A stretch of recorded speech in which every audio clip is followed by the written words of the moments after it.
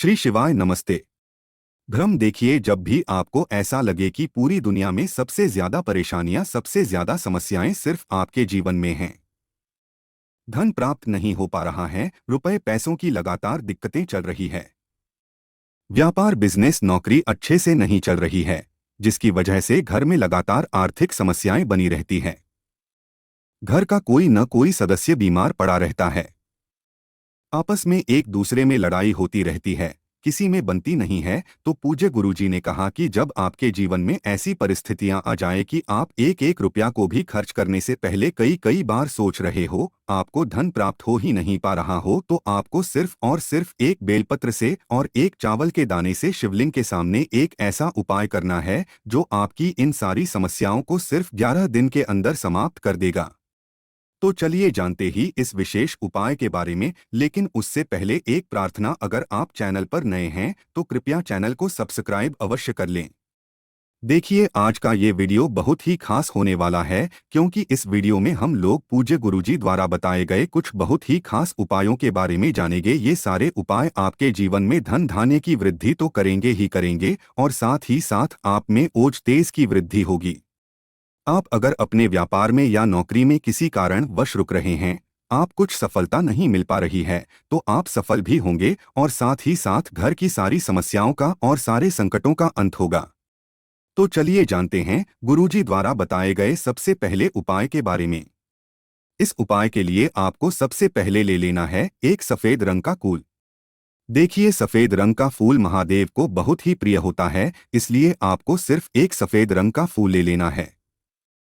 अगर आपके पास नहीं है तो शिवलिंग के ऊपर चढ़े हुए सफेद रंग के फूल को आप उठाकर जल से शुद्ध करके फिर उसका इस्तेमाल भी कर सकते हैं। बस आपको ध्यान रखना है कि सफेद रंग का फूल आप जो भी लेंगे वो केतकी का नहीं होना चाहिए, और आप कोई भी सफेद रंग का फूल ले सकते हैं। फिर इसी के साथ आपको एक चावल का दाना ले लेना है। चावल का दाना कहीं से टूटा हुआ नहीं होना चाहिए, खंडित नहीं होना चाहिए। फिर इसी के साथ आपको एक बेलपत्र ले लेनी है। अगर आपके पास बेलपत्र नहीं है तो शिवलिंग के ऊपर चढ़ी हुई बेलपत्र को उठाकर जल से शुद्ध करके फिर आप उसका भी इस्तेमाल कर सकते हैं। फिर सबसे आखिर में आपको एक लोटा जल ले लेना है। तांबे के पात्र में आपको अपने घर से जल ले लेना है। अब ये सारी सामग्री लेकर आपको पहुंच जाना है शिवालय। पूज्य गुरुजी ने कहा कि इस उपाय को आप सुबह करना चाहे तो सुबह कर लें, और शाम को करना चाहे तो शाम को कर लें। पूरे दिन में किसी भी समय इस उपाय को कर सकते हैं।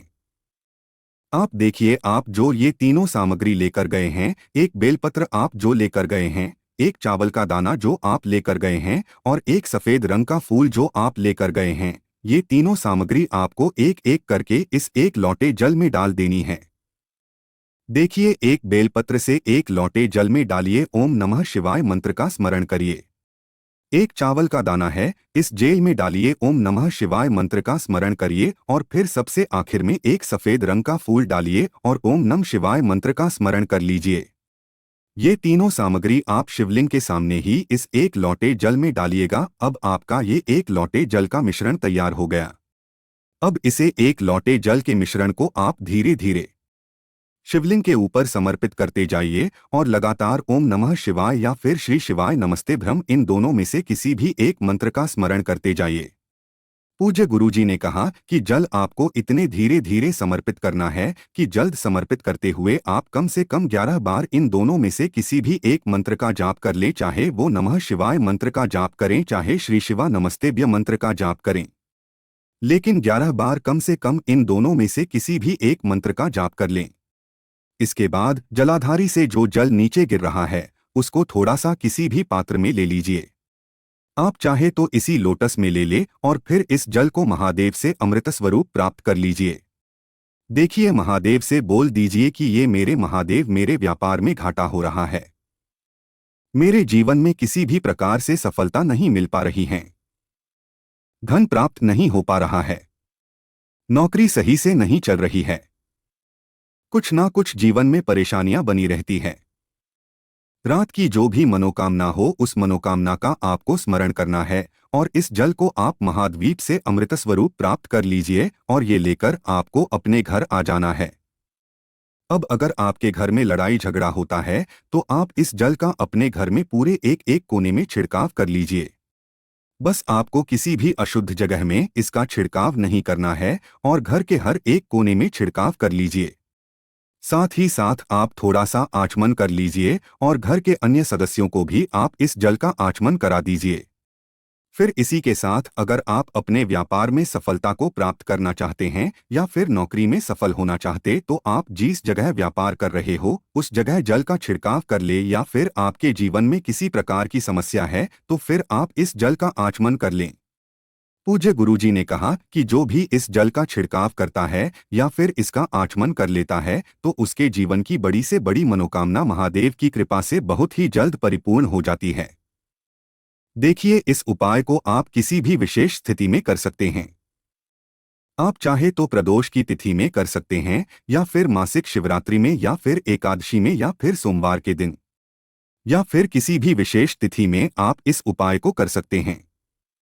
आप जानते हैं, गुरुजी द्वारा बताए गए दूसरे खास उपाय के बारे में। ये उपाय आपके जीवन से सारी समस्याओं को समाप्त करने के लिए, धन की समस्या है तो उसको समाप्त करेगा, व्यापार में कोई समस्या चल रही है तो उसको समाप्त करेगा, नौकरियां आपको मिल नहीं पा रही है तो उसको समाप्त करेगा, या फिर आप अपने जीवन में ओज तेज की वृद्धि करना चाहते हैं तो ये उपाय उनके लिए भी है।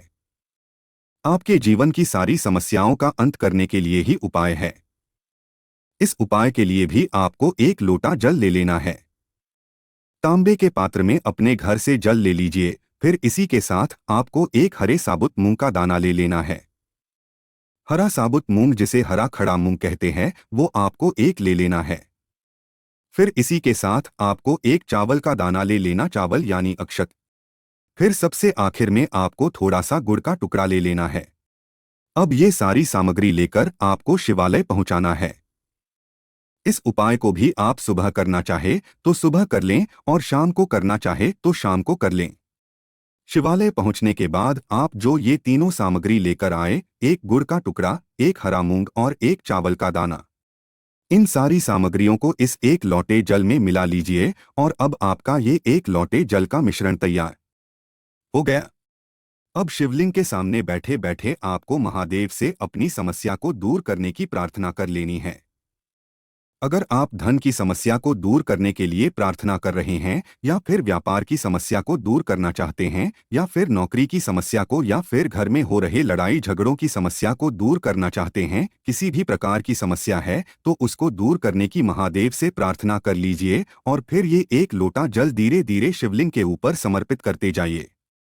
समर्पित करते हुए आप कम से कम 1112 ओम नमः शिवाय या फिर श्री शिवाय नमस्तुभ्यं, इन दोनों में से किसी भी एक मंत्र का जाप कर लीजिए और फिर थोड़ी देर वही शिवालय में रुककर फिर वापस अपने घर आ जाइए। पूज्य गुरुजी कहते हैं कि जो भी व्यक्ति इस उपाय को रविवार के दिन, या फिर सोमवार के दिन, या फिर प्रदोष के दिन, या फिर मासिक शिवरात्रि के दिन, या फिर एकादशी के दिन, जो भी व्यक्ति इन विशेष दिनों में इस उपाय को कर लेता है तो उसके जीवन में ओज तेज की वृद्धि होती है, उसके जीवन के सारे संकटों का अंत होता है तथा उसको भी सुख, समृद्धि और वैभव की प्राप्ति होती है। तो दोस्तों, इन दोनों उपायों में से आप किसी भी एक उपाय को कर सकते हैं। आप चाहे तो पहला उपाय कर लें या फिर दूसरा उपाय कर लें। ये दोनों ही उपाय आपके जीवन में संकटों को, समस्याओं को समाप्त करके धन, धान्य, वैभव, समृद्धि को प्राप्त करने वाले हैं। आप जानते हैं, गुरुजी द्वारा बताए गए सबसे आखिरी उपाय के बारे में। ये उपाय भी आपके जीवन में संकटों को समाप्त करके धन, व्यापार, नौकरी, इन सब को अच्छी तरह से चलाने के लिए, इस उपाय के लिए आपको सिर्फ और सिर्फ एक दीपक ले लेना है। दीपक आप चाहे तो मिट्टी का ले ले, या फिर आप अपने घर पर शुद्ध आटा मारकर उसका भी दीपक तैयार कर सकते हैं। इस दीपक में आपको लंबी रुई की बत्ती का प्रयोग करना है।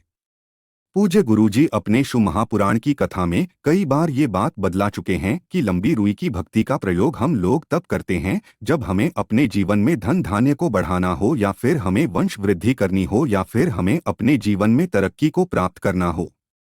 तब फिर हम लोग लंबी दूरी की बत्ती का प्रयोग करते हैं।